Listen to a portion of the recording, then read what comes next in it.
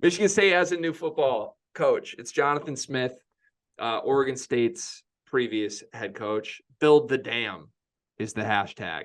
I know Michigan State loves their hashtags from their head coaches. So we'll see if there's any dams being built in the deep end going forward. But yeah, I think good football coach. Had a great 2-year run in the last 2 years. He inherited one of the worst programs in the country, absolutely, at the time that he took it over in the Pac-12. He had 3 consecutive losing seasons to start. Then he had a 7-6 season. Then he had a 10-win season. And then now, what are they, 8-4 right now, pending the bowl game? So hard to say he was not successful at all. Like, he's got a knack for building great offenses. I think people consider him more of an offensive guy based on what I've heard. You can tell me if I'm wrong on that, but he's bringing a lot of coordinators with him. Might have an opportunity to bring some players with him, including a certain underclassman quarterback that is a dual threat that had some very special offensive packages built up for him this year. So are you pleased with this hire? Do you think this is good for Michigan State? Is it the best they could have done? I don't know if it is the best they could have done. And I might be wrong on this. I might be naive about the situation, but there probably was some bigger name hires out there that they possibly could have got. I don't know who it could have been, but like, who knows? Could have been anybody.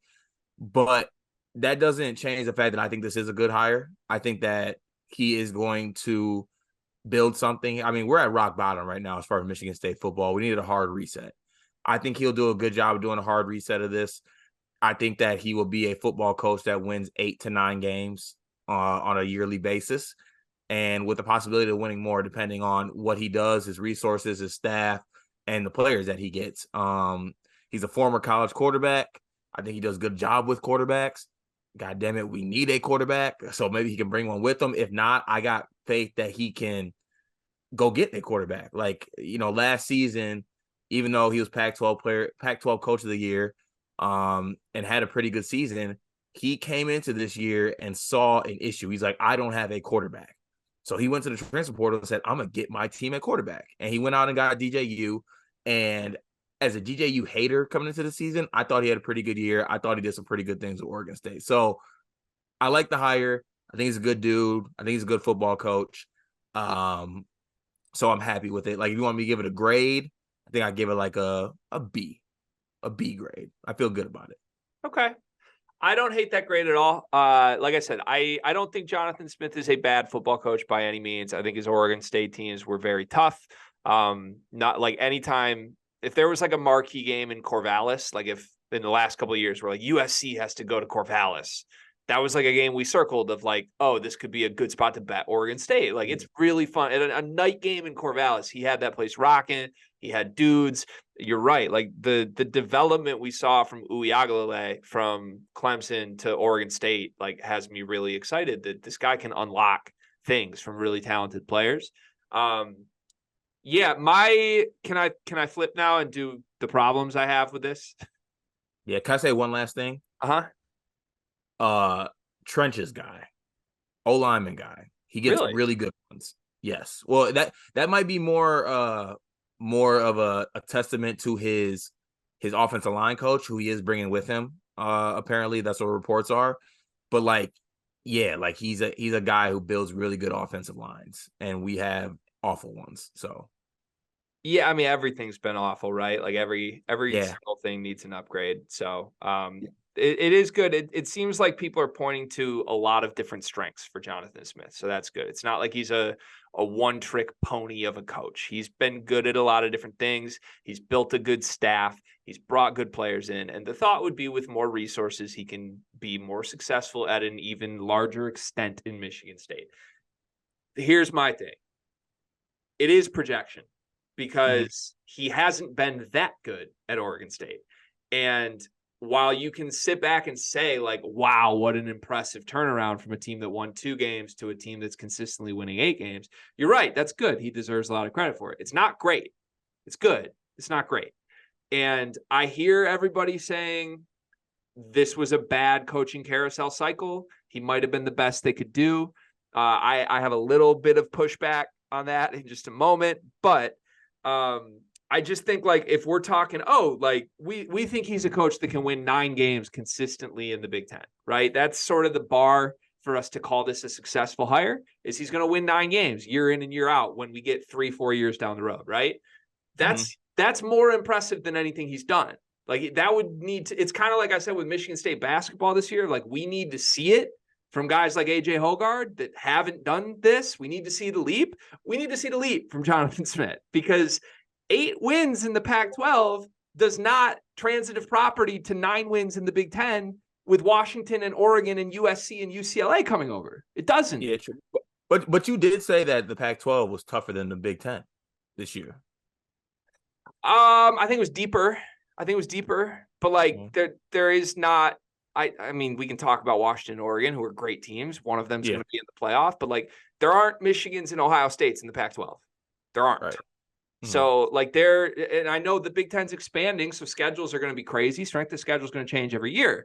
But if Jonathan Smith's really lining up 3 years from now, and his schedule includes 6 games against Michigan, Ohio State, Penn State, Washington, USC, UCLA, Oregon, and then like you go down from that group of 7 down to the next group of like Wisconsin, you're going to need some schedule luck if this guy's really going to win 9 games year in and year out, I think, because I don't view him as a guy who's going to run a program that mixes in with Michigan and Ohio State and Penn State and USC and Oregon in this. I just don't. I think that's like now there's 5 monsters in this conference.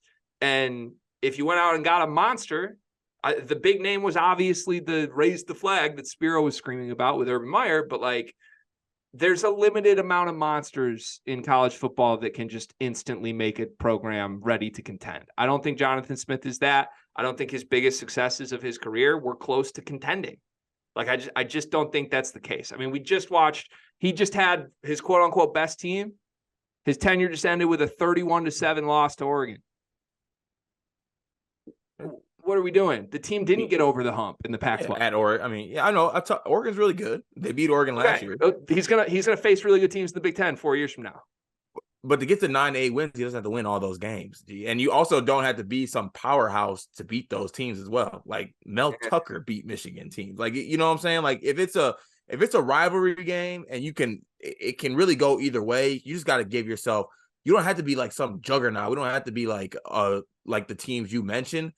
But if we can be somewhat competent or maybe better at some positions and then have good coaching and good game planning, you can win football games like that. And they don't got to win everyone, but if they win some of them, you know, I don't want to reveal what you said yesterday, but I thought like your plan for like what his first 4 years look like works for me. You said like winning season, 7 games, 8 games the next year, and then like with those 8 and 4s, I see like a 9-3 season, or shit, maybe even like a 10-win season somewhere in there, just to mix that in.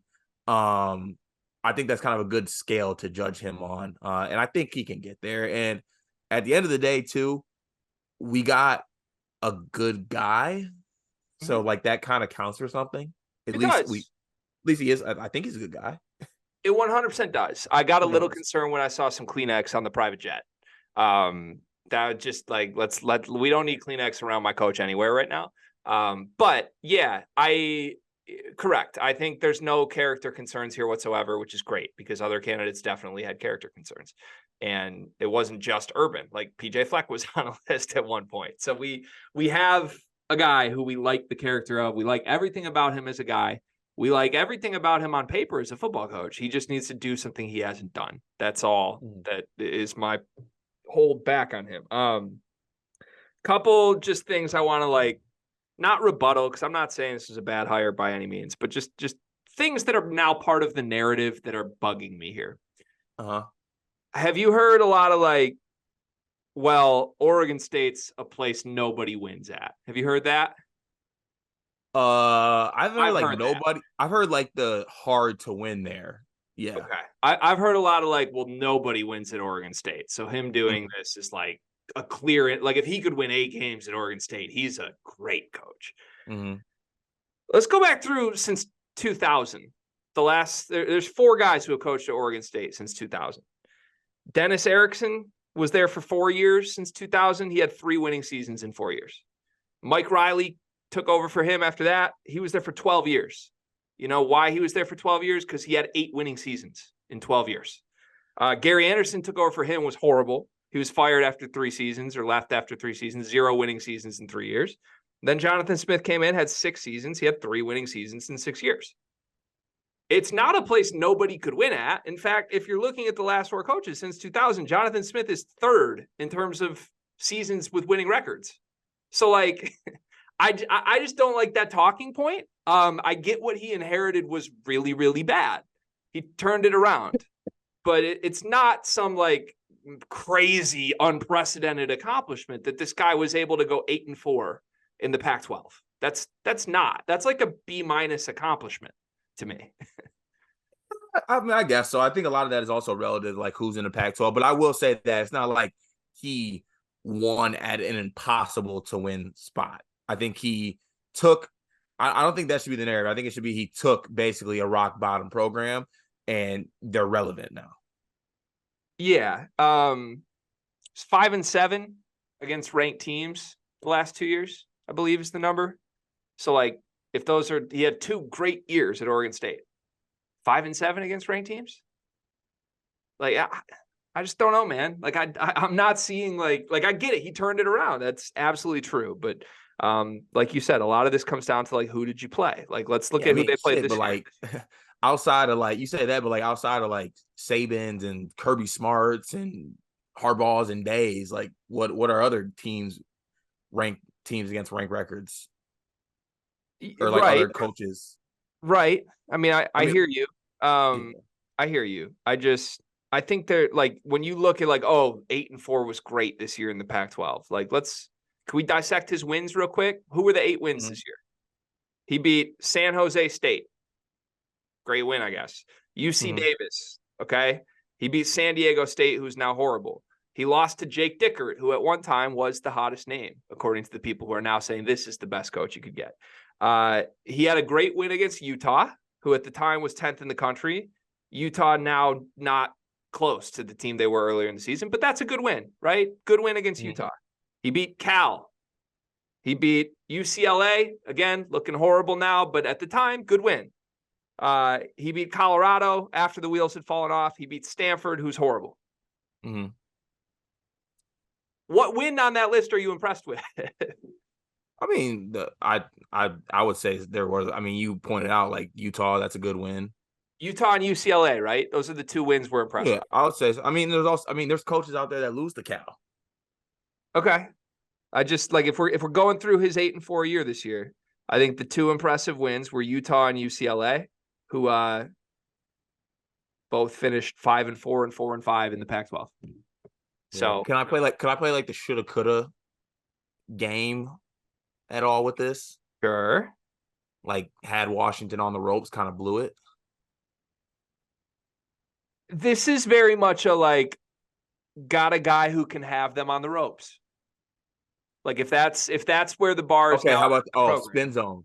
Guy who has them on the ropes, give that guy more resources, gets over ropes. Give that guy more rope.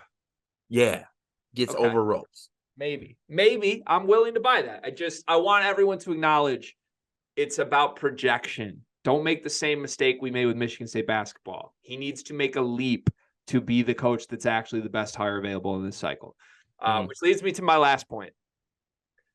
I despise everyone that's trying to tell me this is the best hire and clearly the best hire they could have made. That's another thing I'm seeing a lot. Just like in the talking points from people that report on this stuff, the talking point is like Michigan State came away with the best hire they could have made in this cycle. I'm looking directly at those people on this one because it's multiple people doing it. That's bullshit. And you know that's bullshit. And if you're paywalling your articles for this to just propaganda it out that this was the best hire they could have made, you're doing a disservice to your audience because you're the same people that 8 weeks ago said the best hire available was Jake Dickert or the Colorado OC or Mike Elko. Like, and by the way, Mike Elko's going to Texas A&M. for the record, I think Mike Elko and Jonathan Smith are identical in caliber. I think they're both good coaches. I think they're both meh hires. I don't think either one was a slam dunk. But you can't feed the prop. Like literally the people who are now saying this was the clear best hire. I have receipts of tweets of you saying Mike Elko's the obvious guy and paywalling articles for people to read that. So I don't understand, like, whoever the guy was just going to end up being painted as the best hire, because Jonathan Smith was not the best hire available they could have made. He's just the guy they hired.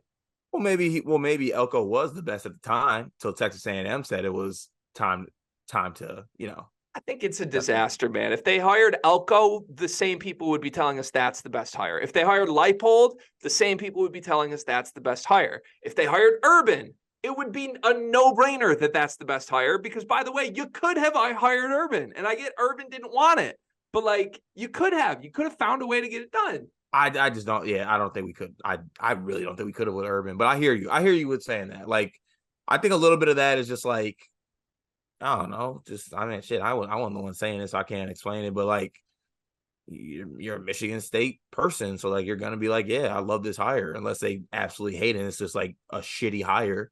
Then I feel like they'll come out and say it. But like, if there's any leeway, or if he's the same as other people, you're gonna be like, oh yeah, they did the right thing. Yeah, I just think it's misleading to an audience. And I think there's a lot of that going on in the circles of people who cover this team. And that's frustrating to me, because it's from people like I really enjoy the work of and like the respect of, but we don't have to hyperbolize everything in a positive way. Like it's perfectly okay. We do this with college basketball teams and players all the time. It's perfectly okay to come on here and say, Jonathan Smith was a good, not great hire.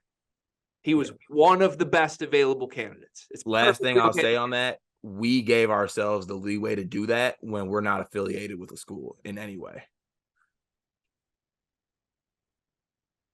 I think that's garbage.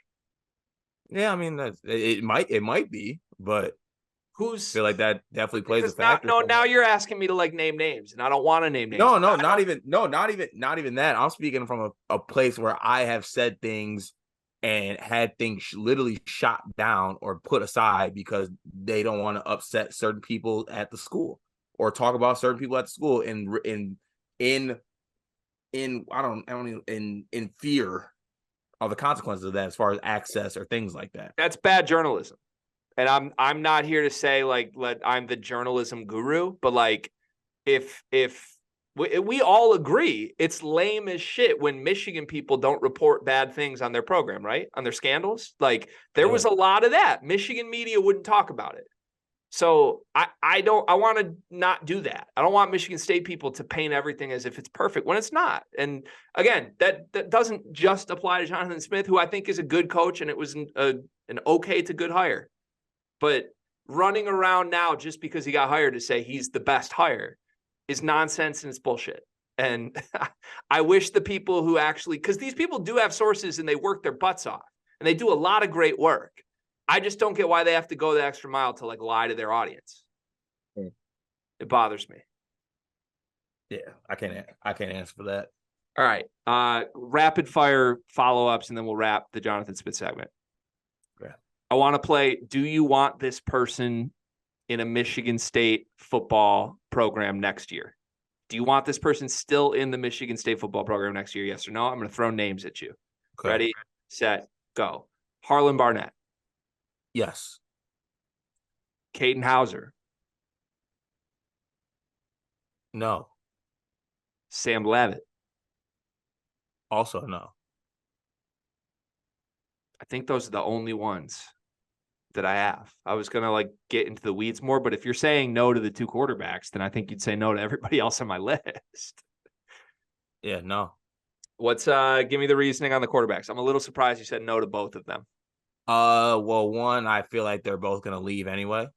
Like, I feel like that's like, right. Like, new coach, people that recruited them aren't there, not successful, new coach coming in, they're gone anyway. I guess I was a little bit harsh on that. I mean, I did talk about how I feel like Jonathan Smith is a guy who can do good things with quarterbacks. So, like, if they want to stick around, if I had to pick one of the two, I want Levitt to stick around more than Hauser. Okay. I think Hauser actually might be bad. Whoa. We got there. Oh my God, I've been waiting for it. We got there. Wow. I'm like, I'm happy for you right now. But also, can he be bad and still end up being good, or is he just bad? I mean, he had an impossible job this year. Like no quarterback on earth would have survived playing behind that line against Penn State. So, Yeah. but I don't think he's good. I think he showed very clearly he underthrew a bunch of balls this year. Yeah. Couldn't take care of the rock, turned it over constantly. Yeah. So I don't know. I'm proud of you. That's how I feel right now. I feel like, I mean, we finally got there. It just took a brand new head coach with new quarterback prospects and knowing that Caden Hauser won't start next year for you to finally say it. No, it just took me seeing him play, which is what I said earlier. If I Oh, saw him play, I would say, "Oh yeah, he stinks." How come you didn't say it until after the Penn State game then? I feel like I've actually been saying it like pretty consistently that he's Maybe we just haven't talked about Michigan yeah. State football as much. Even though he did win Big Ten Freshman of the Week against Indiana. Hey. Maybe there's something there. Never forget Noah Kim, Big Ten Offensive Player of the Week, week 2. And what a week it was. Against who was that? I don't remember. I've tried to put all of this out in my brain this year, if you can't tell. I as you should. Are you with us moving forward? Yes, I am. You are? Promise? Yes, I am. I am. I hope I like Jonathan Smith. Okay. I'll say that. It's too early for me to judge and tell if I do like him or not. It became very clear after the Mel hire, like I just despised Mel's gimmicks. So it was hard for me, even though it was hard for me to root for Michigan State football under Mel because I just hated Mel. So I hope I like Jonathan Smith. I think I might. He seems like a great guy. Okay. Happy to have you. I hope I like him too. I hope he wins a couple games. If he brings Childs, I'd be really excited. There's a couple Oregon State guys I want. I don't know if it's possible to get, but like I've got a list of ones I want. Let me see that list. Send that to me offline. That's pretty exciting. By the way, I had a really nice line in the Discord at like 2 a.m. last night that I feel was good enough to say on the podcast. Would you mind if I say it real quick? Is it the one about the Hopcat? Yeah. So breaking news. There's a new burger at Hopcat in East Lansing. Everybody should go get. It's actually the Caden Hauser burger. It's just 2 buns, but everybody pretends it's not buns for 6 months. Really good. I got quite a few chuckles. Yes. Solid. Thank you. Okay.